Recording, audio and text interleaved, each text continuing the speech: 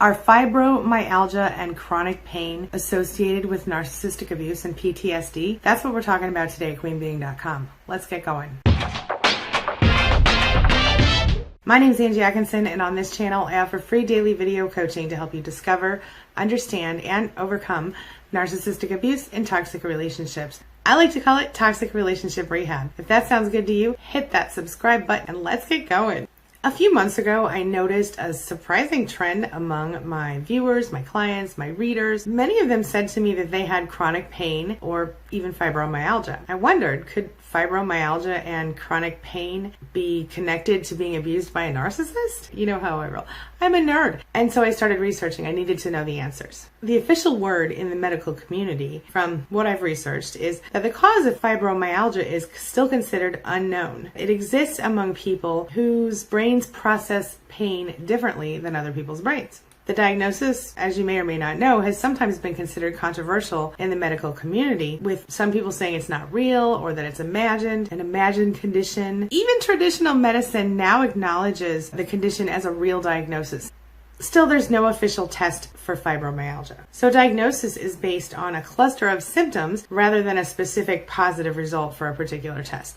So that could account for some of the doubters of the condition. But the symptoms that they look for are things like deep tissue pain, fatigue, depression, mood swings, and insomnia. For anyone who's ever experienced the pain and isolation that this condition involves, from what people tell me, there can't be any doubt that fibromyalgia is really a very real condition. It makes your life extremely difficult, from what my clients tell me and what some of you have told me. Even worse, some doctors might ignore your symptoms and blame them on your imagination, leaving you to deal with your pain without any help. That leads me to the question, is fibromyalgia associated with narcissistic abuse? How is it possible that such a large percentage of people who talk to me or type to me about narcissistic abuse could have fibromyalgia? That's the one that stands out above all the other things I hear, fibromyalgia. Apparently, there may be a correlation, according to an article that was published in the Journal of Family Practice by two authors, one MD, one PhD, Bennett Davis, MD, and Todd Vandera, PhD. The article indicated that there could be psychological reasons for chronic pain that is not caused by tissue injuries or damage to the nervous system. The authors called this the third type of pain. Let's talk about the third type of pain, shall we? The authors stated that an emotionally charged presentation of severe pain without physical evidence of tissue injury or pathology is the indicator of the third type of pain. Where does that pain come from exactly? Well, according to Davis and Vandera, it comes from abuse and trauma, which can include various childhood accidents, trauma, and other emotionally distressing or devastating situations in a person's life. It turns out these kinds of incidents and situations can lead to long-term changes in the central nervous system. These changes can amplify your pain. How about that? So the authors said, and I quote, "Perhaps this will explain what is happening with some of our patients who complain of pain all over and who are often classified as having fibromyalgia." And then they said, "We believe that these changes lead to a bias toward hyperactivation of emotional pain circuits, which leads the emotionally laden pain behaviors that often seem out of proportion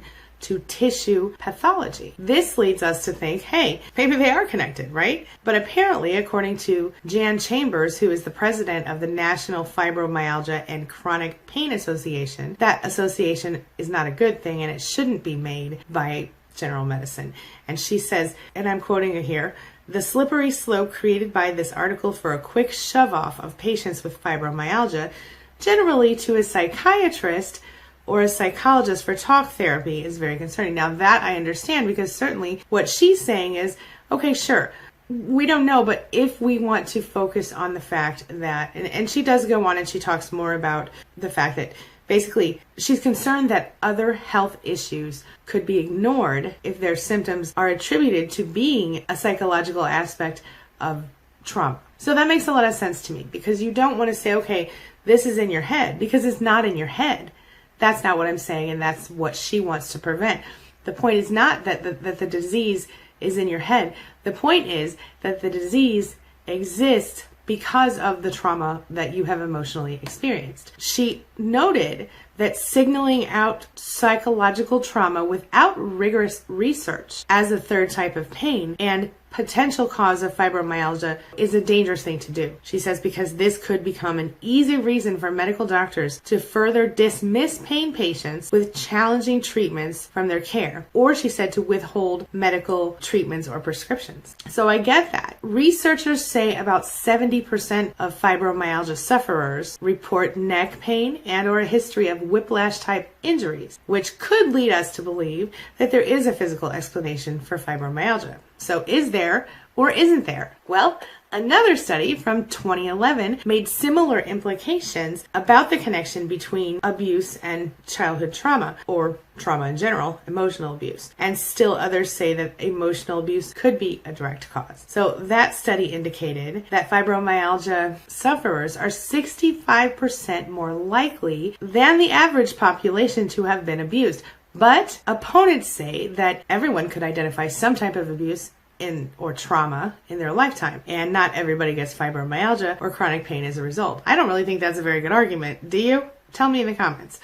Anyway, another survey found that 7 in 10 women with chronic pain reported having one or more incidents of childhood trauma, and nearly half of those women in that survey of about 2,400 people had experienced emotional abuse. Whether you acknowledge it or not, emotional trauma can impact your health. And Beth Darnell, PhD, says, she's a pain psychologist and an author, Beth Darnell.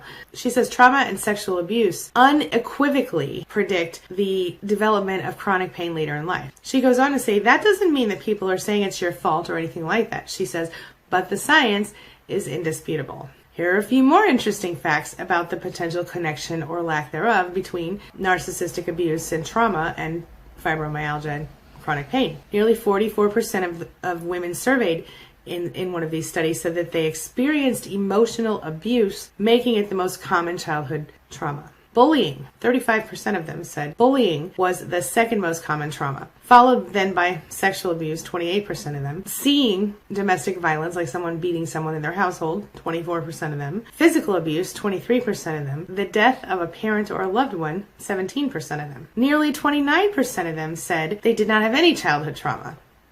So what do you think? Could fibromyalgia and chronic pain be related to narcissistic abuse and CPTSD and all of these things that happen to us? Could it be a result of our abuse? Tell me what you think. That's the question of the day. Could fibromyalgia be connected to narcissistic abuse and trauma? Tell me your thoughts. Tell me whether or not you have fibromyalgia.